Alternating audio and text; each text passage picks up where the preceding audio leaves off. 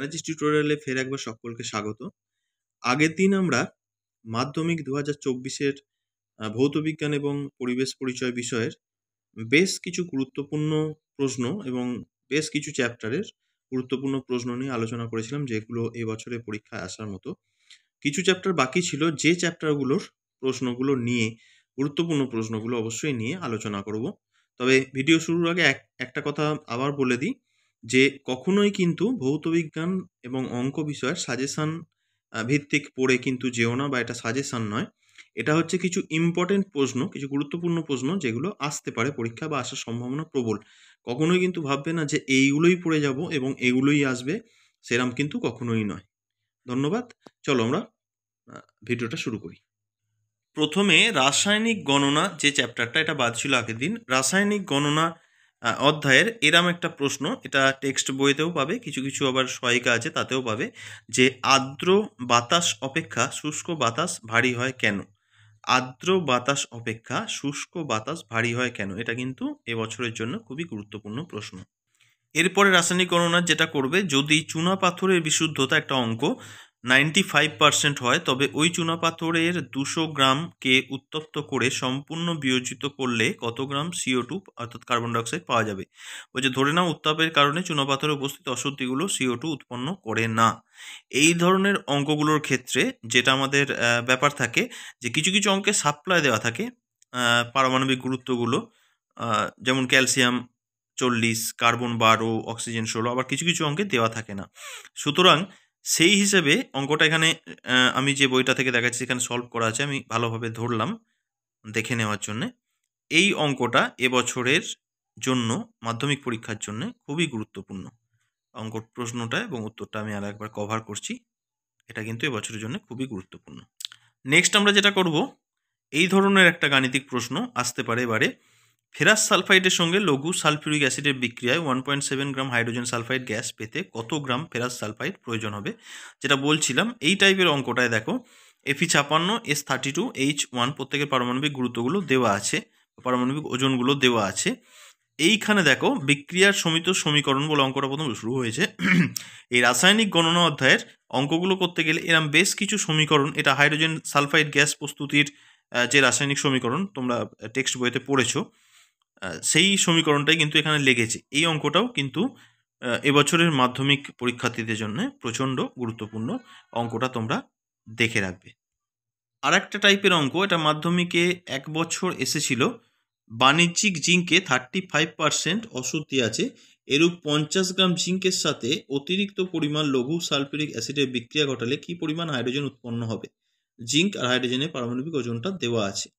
তাহলে এই ধরনের অঙ্কটা, এই অঙ্কটা আমি বেশ কিছুক্ষণ ধরে থাকছি। এই ধরনের অঙ্কটা, এটা সলভটা দেখে রাখবে। এটাও কিন্তু এবছরের মাধ্যমিক পরীক্ষার জন্য খুবই গুরুত্বপূর্ণ। এটা জিঙ্কের বদলে অন্য কোনো ধাতু দিয়েও দিতে পারে। টাইপটা এই ধরনের হবে। এই অঙ্কটা কিন্তু এবছরের জন্য খুবই গুরুত্বপূর্ণ। নেক্সট যে অঙ্কটা গুরুত্বপূর্ণ এবছরের মাধ্যমিক পরীক্ষার্থীদের জন্য, সেটা হচ্ছে এই ধরনের একটা অঙ্ক। 1.16 গ্রাম সোডিয়াম ক্লোরাইডের সঙ্গে কত গ্রাম সিলভার নাইট্রেট বিক্রিয়া করলে 1.70 গ্রাম সোডিয়াম নাইট্রেট এবং 2.87 গ্রাম সিলভার ক্লোরাইড উৎপন্ন হবে? বিক্রিয়াটিতে উৎপন্ন সিলভার ক্লোরাইডের মোল সংখ্যা কত? দেখো সিলভার এবং ক্লোরিনের পারমাণবিক ওজনগুলো দেওয়া আছে। এই অঙ্কটাও কিন্তু এবছরের মাধ্যমিক পরীক্ষার্থীদের জন্য খুবই গুরুত্বপূর্ণ। অঙ্কটা সলভ করা আছে, আমি একটু সময় নিয়ে ধরছি, অঙ্কটা একবার দেখে রাখবে।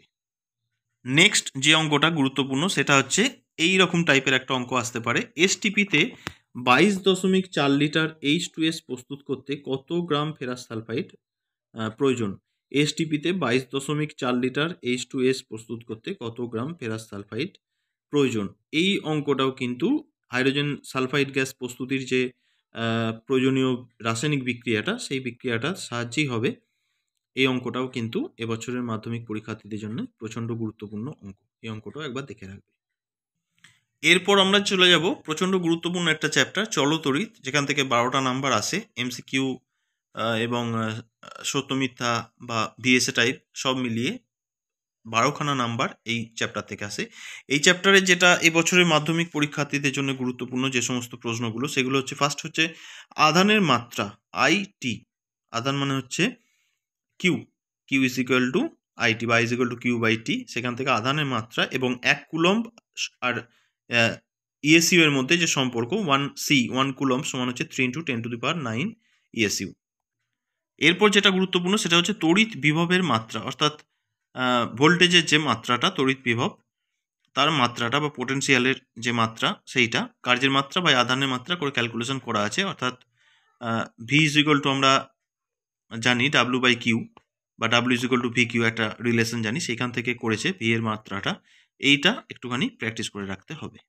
এরপর যেটা দেখতে হবে, এই জায়গাটা 1 ভোল্ট সমান 1 joule by 1 coulomb, 1 J by 1 C. এটা অনেক সময় এমসিকিউ প্রশ্ন দেয় যে ভোল্টের সঙ্গে জুল এবং কুলম্বের সম্পর্ক লেখো, বা 1 ভোল্ট সমান নিচের কোনটি সত্য, নানা রকমভাবে 4টে অপশান দিয়ে দেবে, 1 J by 1 C, 1 C by 1 J, 1 J into 1 C, এইভাবে নানা রকম 4টে অপশান দিয়ে দেবে। এই জায়গাটা দেখে রাখবে। তার সঙ্গে 1 volt is equal two 1/300 ESU, এই জায়গাটাও একটু দেখে রাখবে। এরপর আমরা যেটা করব সেটা হচ্ছে এই ধরনের প্রশ্ন, কোনো কোষের তড়িৎচালক বল 1.5 ভোল্ট বা 2.5 ভোল্ট যাই বলুক না কেন, বলতে কি বোঝায়? যে কোষটি ধনাত্মক মেরু থেকে ঋণাত্মক মেরুতে 1 কুলম্ব তড়িতাধান নিয়ে যেতে কৃতকার্যের পরিমাণ হয় 1.5 জুল। এই জায়গাটা একটু দেখে রাখতে হবে। নেক্সট যেটা করবে, তড়িৎচালক বল এবং বিভব প্রভেদের মধ্যে পার্থক্য। 6খানা পার্থক্য দেওয়া আছে এই জায়গাটায়, মোটামুটি গোটা 3 করে পার্থক্য করে রাখবে, এবং পার্থক্য অতি অবশ্যই ভালো ভালো পয়েন্টগুলো দেবে। একটা পার্থক্যকে ভেঙে কখনোই যেন 2-3টে পার্থক্য করবে না। যে পার্থক্যটা লিখবে সেটা পুরোটা সম্পূর্ণটা একটা জায়গাতেই লিখবে। এরপর এবছরের পরীক্ষার্থীদের জন্য যেটা গুরুত্বপূর্ণ সেটা হচ্ছে ওহমের সূত্রের লেখচিত্র, বা ওহমীয় পরিবাহীরা কোন ধরনের লেখচিত্র মেনে চলে। অর্থাৎ আইভি ক্যারেক্টারিস্টিক বলে আমরা যেটা জানি, এই গ্রাফটা মূলবিন্দুগামী একটি সরলরেখা আইভি ক্যারেক্টারিস্টিক, সেইটা এই গ্রাফটা আমাদের এবছরের জন্য খুবই গুরুত্বপূর্ণ।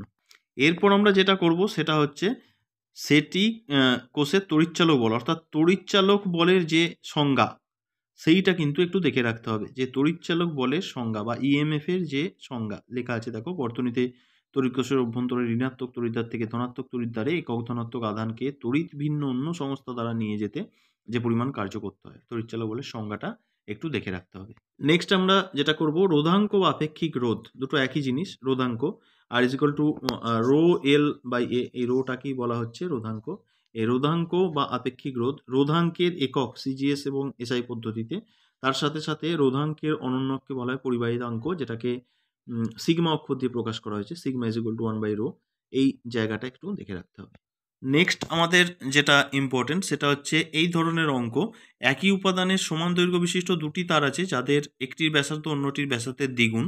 এখানে দ্বিগুণ দিয়ে আছে, এটা 4 গুণও করে দিতে পারে, 3 গুণও করে দিতে পারে, টাইপটা এরকমই হবে। বলছে তার দুটি রোধের অনুপাত কত। খুব সুন্দর এবং খুব বুদ্ধিদীপ্ত অঙ্ক।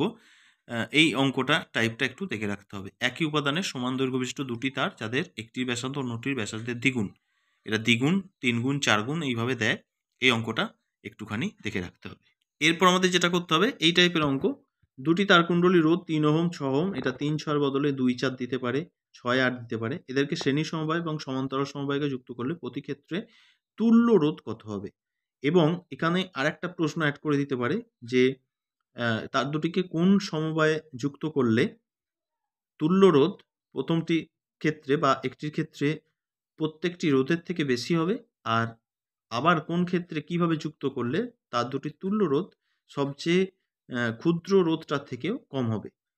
মানে ওই শ্রেণী সমবায় সমান্তরাল সমবায় করেই দেখাতে হবে, প্রশ্নটা ঘুরিয়ে দিতে পারে, সলভ একই। তাহলে এই টাইপের অঙ্ক একটু দেখে রাখতে হবে। নেক্সট আমাদের যেটা করতে হবে সেটা হচ্ছে ফিউজ তারের যে উপাদানগুলো, টিন এবং সীসা কোনটা কত পার্সেন্ট থাকে সেইটা, এবং ফিউজ তারের বৈশিষ্ট্যটা, অর্থাৎ রোধাঙ্ক উচ্চমানের এবং গলনাঙ্ক কম, এই জায়গাটা একটু দেখে রাখতে হবে। এরপর আমাদের যেটা করতে হবে সেটা হচ্ছে কিলোওয়াট আওয়ারের সংজ্ঞাটা, বা কিলোওয়াট আওয়ার বা বোট ইউনিট থেকে 1 বোট ইউনিট সমান কত জুল, 3.6 × 10⁶ জুল, এই জায়গাটা একটু মনে রাখতে হবে। আর কিলোওয়াট আওয়ারটা হচ্ছে শক্তি মাপার একক, এটাও একটু মনে রাখতে হবে। এখানে লেখা আছে দেখো, তড়িৎ শক্তি পরিমাপ করা হয়, অর্থাৎ তড়িৎ শক্তি মাপার একক হচ্ছে কিলোওয়াট আওয়ার বা বিওটি ইউনিট। নেক্সট যেটা হচ্ছে সিএফএল এবং এলইডি, এটা সবাই জানো, তবু এটা একবার দেখে রাখবে, বিশেষ করে বানানটা ইংরাজিতেই লেখো বাংলাতেই লেখো, ঠিকঠাক হতে হবে, ভুল লিখে লাভ নেই, ইংরাজি না পারলে বাংলায় লিখবে কিন্তু ঠিকঠাক লিখবে। নেক্সট যেটা দেখবে সেটা হচ্ছে অ্যাম্পিয়ারের সন্তরণ নিয়ম, এবছরের জন্য খুব গুরুত্বপূর্ণ। অ্যাম্পিয়ারের সন্তরণ নিয়ম, ছবি আঁকার দরকার নেই, শুধুমাত্র নিয়মটা, এটা একটু দেখে রাখবে। এরপর চলতরিত অধ্যায় যেটা দেখতে হবে সেটা হচ্ছে বাল্যচক্রের ঘূর্ণন কোন কোন বিষয়ের উপর নির্ভর করে, সেটা একটু দেখে রাখতে হবে, বাল্যচক্রের ঘূর্ণন কোন কোন বিষয়ের উপর নির্ভর করে। তারপর দেখতে হবে আমাদের ডিসি অপেক্ষা এসির সুবিধা, ডিসি অপেক্ষা এসির সুবিধা, দুটো পয়েন্ট আছে, একটু ভালো করে দেখে রাখতে হবে। এরপর যেটা দেখতে হবে, এই যে ইলেকট্রিক ওয়্যারিংয়ের যে তারগুলোর কালার, যেমন লাইভ তারের কি কালার, নিউট্রাল তারের কি কালার, আর্থ তারের কি কালার, এই কালারগুলো কিন্তু অবশ্যই আন্তর্জাতিক নিয়মে এই কালারগুলো একটু দেখে রাখতে হবে। এরপর আমরা চলে যাব চ্যাপ্টার পরমাণুর নিউক্লিয়াস। পরমাণুর নিউক্লিয়াসের চ্যাপ্টারের যেটা এবছরের মাধ্যমিক পরীক্ষার্থীদের জন্য গুরুত্বপূর্ণ, সেটা হচ্ছে তেজস্ক্রিয় রশ্মিদের প্রকৃতি এবং ধর্মাবলী। এক জায়গায় করা আছে, অনেক কিছু এখান থেকে উত্তর করা যায়। আলফা, বিটা এবং গামা রশ্মির যে ধর্মগুলো তুলনা, অর্থাৎ কার প্রকৃতি কেমন,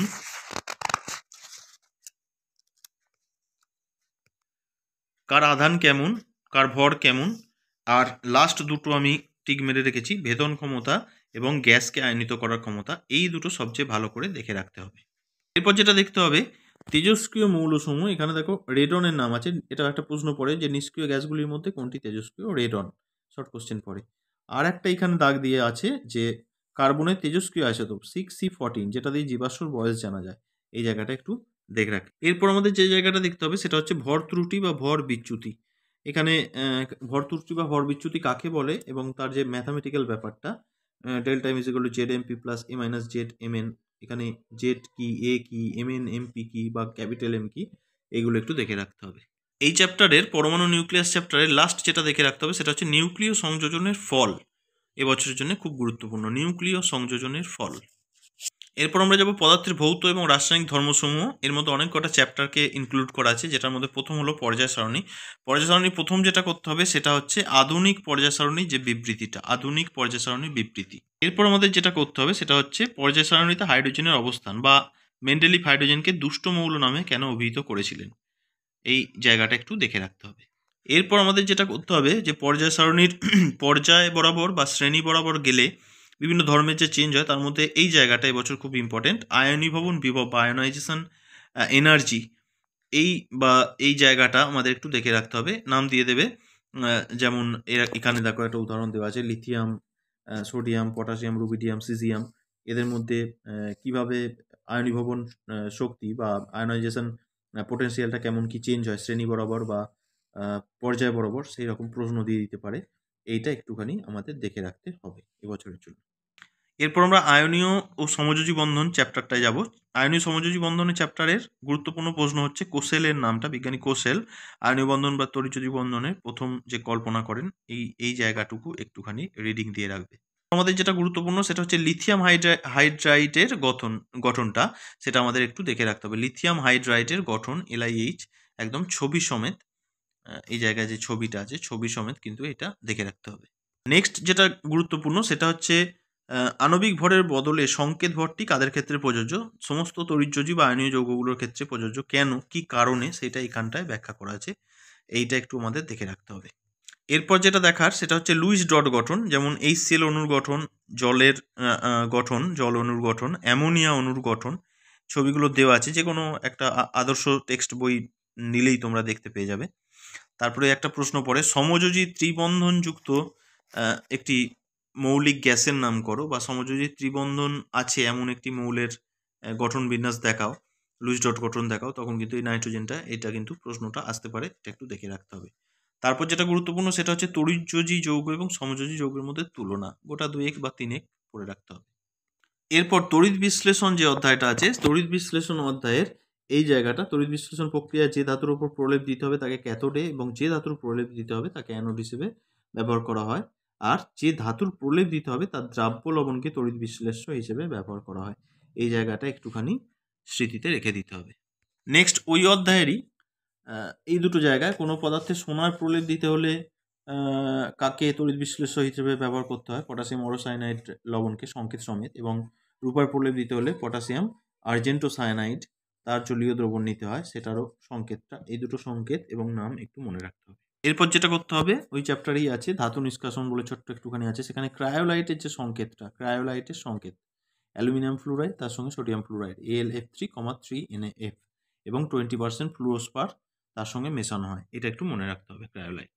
তারপর আমরা চলে আসছি পরীক্ষাগার ও রাসায়নিক শিল্পে অজৈব রসায়নের ব্যবহার। এখানে প্রথমে যে গ্যাস প্রস্তুতির মধ্যে অ্যামোনিয়ার প্রয়োজনীয় রাসায়নিক দ্রব্য এবং বিক্রিয়ার রাসায়নিক সমীকরণ, এই দুটো এবছরের পরীক্ষার্থীদের জন্য প্রচণ্ড গুরুত্বপূর্ণ, এইটা একটু দেখে রাখতে হবে। নেক্সট এই জায়গাটা গাঢ় H2SO4 P2O5 বা অনার্দ্র CaCl2 দ্বারা অ্যামোনিয়া শুষ্ক করা যায় না কেন, এইভাবে প্রশ্নটা আসতে পারে। এই দুটো তিনটে নাম আছে, যে কোনো একটা দিয়ে দিতে পারে, এই জায়গাটা একটুখানি আমাদের দেখে রাখতে হবে। নেক্সট হচ্ছে লাইকার অ্যামোনিয়া এবং তরল অ্যামোনিয়ার মধ্যে পার্থক্য, এইখানটা একটু দেখে রাখতে হবে। নেক্সট আমাদের যেটা করতে হবে সেটা হচ্ছে এই ছকটা, এই জায়গাটা, এটা প্রশ্ন আসবে যে ApCl3 এর সাথে বা AlCl3 এর সাথে অ্যামোনিয়া জলীয় দ্রবণ, এই যেখানটা যেটা দিয়েছে অ্যামোনিয়া জলীয় দ্রবণ অর্থাৎ অ্যামোনিয়া হাইড্রোক্সাইড জলীয় লবণ এর সঙ্গে বিক্রিয়া করে ধাতব অক্সাইড অধক্ষিপ্ত করে, এই বিক্রিয়া দুটো একটু, এবং কালারগুলো যেগুলো তৈরি হয় তাদের কালারগুলো, একটা বাদামি বর্ণ একটা সাদা জেলির মতো, এই দুটো বিক্রিয়া এবছরের জন্য খুবই ইম্পর্টেন্ট বা গুরুত্বপূর্ণ, এই দুটো বিক্রিয়া একটু দেখে রাখতে হবে। তার সঙ্গে নেসলার বিকারক কি এবং নেসলার বিকারকের সঙ্গে বিক্রিয়া, নেসলার বিকারক পটাশিয়াম মার্কিউরিক আয়োডাইড সংকেতটা এবং তার সঙ্গে যে বিক্রিয়াটা মনে রাখতে হবে। নেক্সট হচ্ছে হেবার প্রসেস, অ্যামোনিয়া প্রস্তুতির যে পদ্ধতিটা হেবার প্রসেস, আর ইউরিয়ার ব্যবহারে, এই যে কালাজ্বরের ওষুধ প্রস্তুতিতে ইউরিয়া ব্যবহার করা হয় বা ইউরিয়া স্টিবামিন এবং ঘুমের ওষুধ তৈরিতে ব্যবহৃত হয়, এই জায়গাগুলো একটু করে জাস্ট চোখ বুলিয়ে রাখবে। তারপরে হাইড্রোজেন সালফাইডের প্রস্তুতিতে, হাইড্রোজেন সালফাইড একটি শক্তিশালী বিজারক পদার্থ, এমসিকিউ আসতে পারে, বিজারক পদার্থ জারক পদার্থ কোনোটাই নয়, প্রসম পদার্থ এরম আসতে পারে, এইখানটা একটু মনে রাখতে হবে। নেক্সট আমাদের যেটা করতে হবে সেটা হচ্ছে এই ছকটা, ধাতব লবণ কপার সালফেট, লেড নাইট্রেট এবং সিলভার নাইট্রেট তিনটের সঙ্গে হাইড্রোজেন সালফাইডের বিক্রিয়ায় কি কি তৈরি হয়, কোন মাধ্যমে বিক্রিয়া করে এবং উৎপন্ন দ্রব্যগুলোর বর্ণ, প্রত্যেকটা দেখো ছকের মধ্যে দেওয়া আছে, এই জায়গাটা একটু করতে হবে। তার সঙ্গে সোডিয়াম নাইট্রোপ্রোসাইড দ্রবণের সঙ্গে বিক্রিয়া এবং বিক্রিয়ায় কি তৈরি হয়, বেগুনি বর্ণের একটি জটিল যৌগ, কালারটা অনেক সময় এমসিকিউ আসে বা 2 নম্বর প্রশ্ন দেয়, এইখানটা আমাদের একটু দেখে রাখতে হবে। নেক্সট যেটা করতে হবে, নাইট্রোজেন প্রস্তুতিতে, নাইট্রোজেন গ্যাস প্রস্তুতির যেখানটায় নাইট্রোলিম আছে, নাইট্রোলিম কি, হ্যাঁ বিক্রিয়াটা দেওয়া আছে এখানে কীভাবে তৈরি হয় এবং নাইট্রোলিম কি, সেই জায়গাটা একটুখানি গুরুত্বপূর্ণ দেখে রাখতে হবে। নেক্সট আমাদের যেটা আছে মাধ্যমিক পরীক্ষার সিলেবাসে 3টে অ্যাসিড প্রস্তুতির জাস্ট ছুঁয়ে বেরিয়ে গেছে, এই পদ্ধতিগুলো একটু মনে রাখতে হবে। লাভ-ল্যাং পদ্ধতিতে কোন অ্যাসিড তৈরি করা হয়, অসওয়াল পদ্ধতিতে কোন অ্যাসিড তৈরি করা হয়, স্পর্শ পদ্ধতিতে কোন অ্যাসিড তৈরি করা হয়, প্রচণ্ড এটা গুলিয়ে যাওয়ার একটা ব্যাপার থাকে। লাভ-ল্যাং কে হচ্ছে HCl, সমীকরণটা মনে রাখতে পারলে খুব ভালো হয় এবং তার সঙ্গে কন্ডিশনটা। অসওয়াল্ড পদ্ধতিতে হচ্ছে HNO3 নাইট্রিক অ্যাসিড, আর আমাদের স্পর্শ পদ্ধতিতে হচ্ছে সালফিউরিক অ্যাসিড। এই 3টে পদ্ধতিতে কি কি অ্যাসিড তৈরি করা হয় সেটা একটু মনে রাখতে হবে। তার সঙ্গে যেটা মনে রাখতে হবে সেটা হচ্ছে ওলিয়াম। ওলিয়াম কি, এবছর প্রবল আসার সম্ভাবনা, টেস্ট পেপার যারা করছো তারা নিশ্চয়ই পেয়েছো। ওলিয়াম কি তার সংকেত এবং এই যে জায়গাটা ওলিয়াম কীভাবে তৈরি হয়, এইখানটা কিন্তু প্রচণ্ড গুরুত্বপূর্ণ দেখে রাখবে। আমরা ধাতুবিদ্যা চ্যাপ্টারের যেটা গুরুত্বপূর্ণ সেইটা হচ্ছে এরকম একটা ছক দেওয়া আছে যে সমস্ত টেক্সট বই, সেটা বা এইখান থেকেও দেখে নিতে পারো ভিডিওটা থেকে, যে কটা দাগ দেওয়া আছে স্টেনলেস স্টিল, ইনভার, কাঁসা, পিতল, ব্রোঞ্জ, জার্মান সিলভার, ডুরালুমিন, এই কটার উপাদানগুলো পার্সেন্টেজ মনে না রাখলেও হবে, উপাদানগুলো আর ব্যবহার তো নিজেরাই বলতে পারবে। এই উপাদানগুলো খুব গুরুত্বপূর্ণ, যে কোনো একটা পেয়ে যেতে পারো। হ্যাঁ, বিশেষ করে কিছু কিছু তো মনে রাখার সুবিধা, যেমন ডুরালুমিন, এখানে অ্যালুমিনিয়াম আছে, কপার আছে, ম্যাগনেসিয়াম আছে। জার্মান সিলভার, নামটা জার্মান সিলভার কিন্তু সিলভার নেই। কাঁসা, পিতল দুটোতেই কপার কমন, একটাতে টিন একটাতে জিঙ্ক থাকে, এইগুলো একটু মনে রাখতে হবে, এবছরের জন্য গুরুত্বপূর্ণ।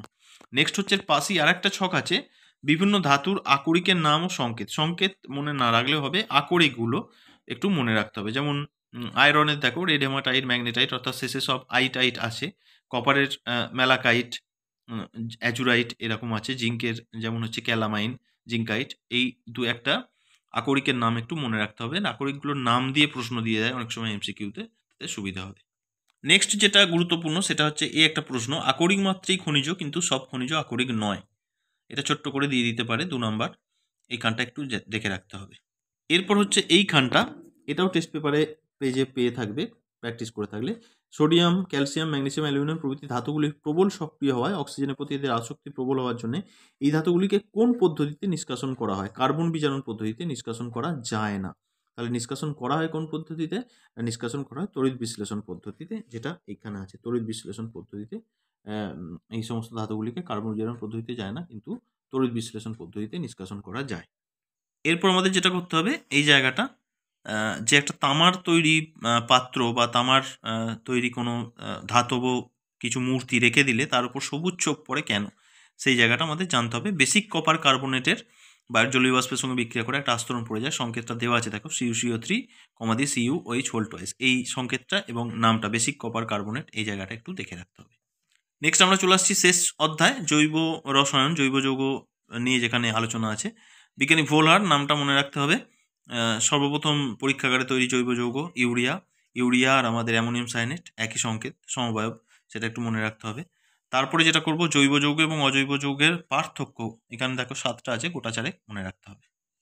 এরপর হচ্ছে মিথেনের কার্বন হাইড্রোজেন কার্বন যে বন্ধন কোনটা, সেইখানটা 109°28', এটা একটু আমাদের মনে রাখতে হবে। ইউপ্যাক নামকরণ কিছু করে রাখতে হবে, কমন পাওয়া যায়, যেমন হচ্ছে এখানে দেখো 2-প্রোপানন, আচ্ছা, প্রোপানালডিহাইড, অ্যাসিটালডিহাইড, ফর্মালডিহাইড, এগুলো সাধারণ নাম, আর ইউপ্যাক নামগুলো সব আছে কিভাবে হয়। একটা হচ্ছে মিথানেল, একটা হচ্ছে ইথানেল, একটা হচ্ছে প্রোপানাল, সব কটা হচ্ছে CHO গ্রুপ অর্থাৎ অ্যানাল গ্রুপ। এই গ্রুপগুলো, এই জায়গাগুলো একটু করে দেখে রাখতে হবে। তারপর যেটা কোশ্চেন পড়তে পারে, প্রাকৃতিক গ্যাসের প্রধান উপাদান, এটা অনেকেই জানো, মিথেন, এটা একটু দেখে রাখতে হবে। তারপর হচ্ছে এলপিজির কি কি উপাদান আছে, বা এলপিজি কি কি উপাদানের সমন্বয়ে গঠিত। এলপিজি হলো বিউটেন, প্রোপেন, ইথেন, এই 3টে হাইড্রোকার্বনের মিশ্রণ, এর সঙ্গে সামান্য পরিমাণে ইথাইল মারকাপ্টেন মেশানো থাকে, কোনো কোনো বই আছে, নেই, মনে রাখতে পারলে খুব ভালো হয়। এরপর যেটা করতে হবে, ইথিলিনের পলিমারাইজেশন বিক্রিয়া। ইথিলিনের পলিমারাইজেশন বা পলিমারাইজেশন বিক্রিয়ায় কন্ডিশনটা, উচ্চ চাপ এবং টেম্পারেচারটা 150 থেকে 200 ডিগ্রি সেন্টিগ্রেড, তার সঙ্গে যে বিক্রিয়ার সমীকরণটা, এইটা এবছরের জন্য খুবই গুরুত্বপূর্ণ। তারপর হচ্ছে পলিমার এবং মনোমারের নাম এবং ব্যবহার। পলিথিন, ইথিলিন, টেফলন, টাইফ্লুরো ইথিলিন, আর পিভিসির হচ্ছে ভিসি, ভিনাইল ক্লোরাইড। এই পলিমারগুলো এবং মনোমারগুলোর নাম এবং তাদের ব্যবহার, এটা এবছরের পরীক্ষার্থীদের জন্য খুবই গুরুত্বপূর্ণ। নেক্সট যেটা আমাদের করতে হবে, সোডিয়াম হাইড্রোক্সাইডের সঙ্গে বিক্রিয়া, অ্যাসিটিক অ্যাসিডের সোডিয়াম হাইড্রোক্সাইডের সঙ্গে বিক্রিয়া দিয়ে কী হয়, সোডিয়াম অ্যাসিডের তৈরি হয় আর জল উৎপন্ন হয়, বিক্রিয়ার সমীকরণটা দিয়ে দেবে। আর লাস্ট যেটা আমাদের দেখে রাখবে, সেটা হচ্ছে ডিনেচার্ড স্প্রিট, কেন একে ডিনেচার্ড করা হয় বা ডিনেচার্ড কেন নাম দেওয়া হয়েছে, এই জায়গাটা একটু দেখে রাখবে। এই মোটামুটি আমাদের মাধ্যমিক 2024-এর জন্য ভৌত বিজ্ঞানের যে গুরুত্বপূর্ণ প্রশ্ন। বারবার আবারও বলছি যে কখনোই কিন্তু এটা সাজেশন ভেবো না এবং এটা করে যেও না, কিন্তু বলতে পারি যে এগুলো পড়ে গেলে তোমরা বহু প্রশ্ন কমন পাবে এবং উত্তর করতে পারবে। ভিডিওটা দেখতে থাকো, যারা এখনো চ্যানেলে নতুন সাবস্ক্রাইব করোনি, সাবস্ক্রাইব করে নাও, পাশের বেল বাটনে ক্লিক করে নোটিফিকেশন অন করে দাও এবং বন্ধুদের সঙ্গে বেশি বেশি করে শেয়ার করো, যাতে তোমাদের সাথে সাথে তারাও উপকার পেতে পারে। ধন্যবাদ, সুস্থ থেকো, ভালো থেকো।